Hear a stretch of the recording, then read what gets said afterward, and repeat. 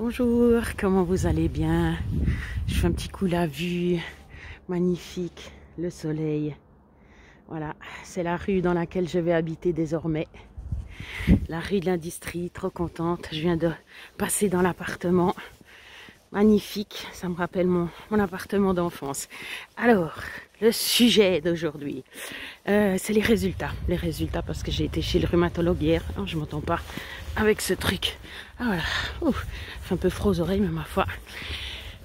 Oui, parce que j'ai fait les shorts hier là que vous avez vu peut-être parce que ça allait pas du tout, mais alors pas du tout. Alors ça va parce que si vous voulez mon moral il est quoique non là il était quand même atteint, c'était l'angoisse parce que il me manquait du fer, de la vitamine B12 et de la vitamine D. Donc je pouvais bien être complètement à plat. Alors de 1, j'étais complètement à plat, mais en plus je dormais pas. Donc puis la nuit d'avant le short, donc avant-hier, j'ai dormi 0 minute de sommeil profond. Cette nuit j'ai eu, je sais plus, quelques minutes ou 20 minutes ou je sais plus, pas grand chose, mais ayant pris ce cocktail booster comme j'ai mis hier, ça fait toute la différence quoi. Donc des fois effectivement comme disait Christelle, elle a parlé de David Lefrançois, et puis des fois on se remet en question alors qu'en fait c'est juste physique, physiologique si vous voulez. Donc là je me remettais pas en question, mais je savais que ça allait pas du tout, puis que j'en pouvais plus, puis je demandais de l'aide parce que vraiment je me disais mais Stéphane, la prochaine fois mais t'attends pas aussi longtemps quoi, c'est terrible. Mais comme j'avais rendez-vous hier chez le rhumatologue et puis qu'ils allaient me faire justement ces injections, on s'est dit bon j'y vais à ce moment-là, mais du coup j'ai dû attendre une semaine en étant au bout du fart quoi. Alors non, c'est vraiment pas ça, mais bref, c'est passé. Maintenant je vais de nouveau mieux, j'ai de nouveau la pêche même si j'ai pas dormi, mais au moins j'ai de l'énergie quoi.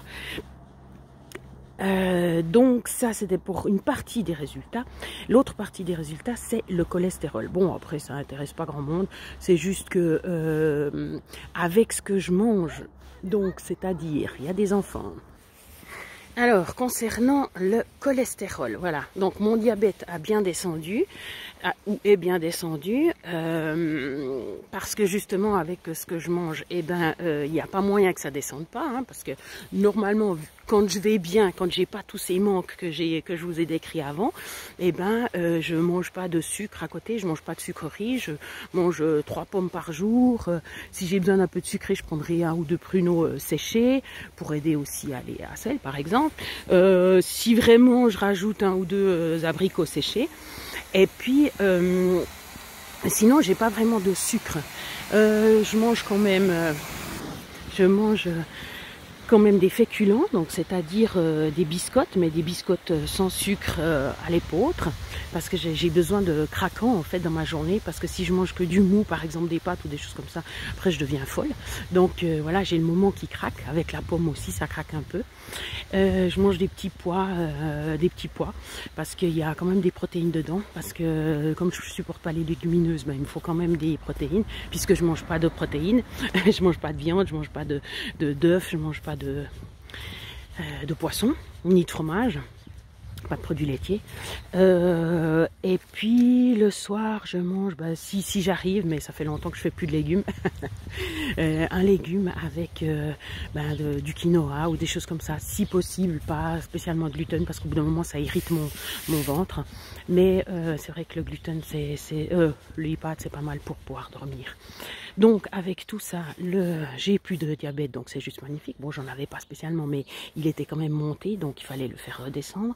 Et puis par contre, pour le cholestérol, justement, ce qui est pas normal, c'est que, entre guillemets, même en mangeant ce que je mange, donc vraiment il y a pas spécialement de graisse, oui, on voit mes cernes de nouveau. Mais ça, je suis en train de trouver un bout de solution, je vous dirai après, dans une autre vidéo. Donc oui, que le cholestérol monte. Alors par exemple quand j'étais un mois là, enfin pour ceux qui ont suivi chez mon papa à Alicante, eh ben, j'ai mangé ce qu'il faisait lui. Et puis comme j'ai dit, j'ai pas pris de poids, donc ça veut dire que j'ai pas abusé. Par contre, ça changeait ma façon de faire que de la mienne.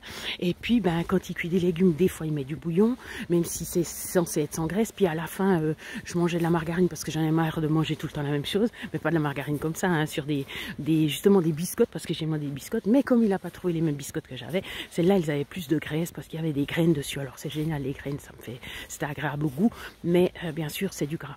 Alors ce qui veut dire que j'ai pas de marge en fait.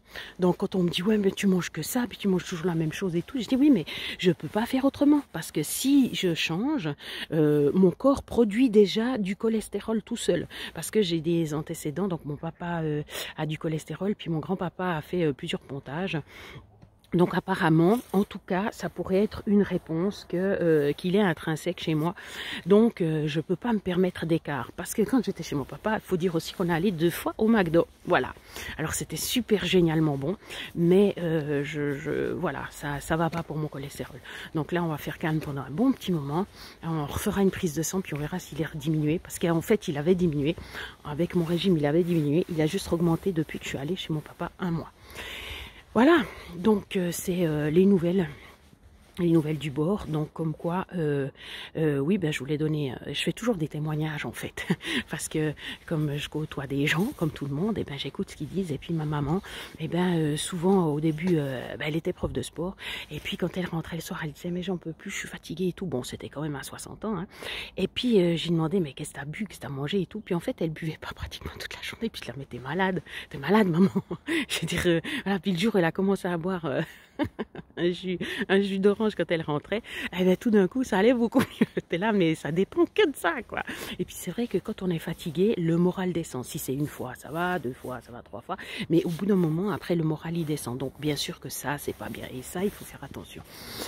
Donc, comme quoi, comme disait David Lefrançois, que ça dépend souvent ça peut dépendre de la physiologie. Donc, si vous buvez pas assez, si vous manquez de certaines vitamines, etc., c'est évident que votre corps va moins bien fonctionner. Et puis qu'après, votre moral, il s'en ressent. Donc, oui, je voulais dire que justement ma maman n'allait pas chez le médecin parce qu'elle aime pas trop aller chez le médecin, elle veut pas. Alors elle va pas vérifier son sang. Puis elle dit mais je suis fatiguée. Mais maman, tu manques de fer, c'est évident. Je veux dire, je suis sûre, je peux mettre ma main à couper que tu manques de fer. Alors voilà, mais tant qu'elle a pas contrôlé, elle peut pas savoir. Et puis tout ce qu'elle est, bah, c'est que tous les jours elle est fatiguée. Puis ça lui tombe justement sur le moral, parce que si quand on est fatigué, on fait pas de sport, on bouge pas. Voilà, donc bref, donc prenez soin de vous, contrôlez-vous, faites tout ce qu'il faut pour aller bien. Prenez soin de vous.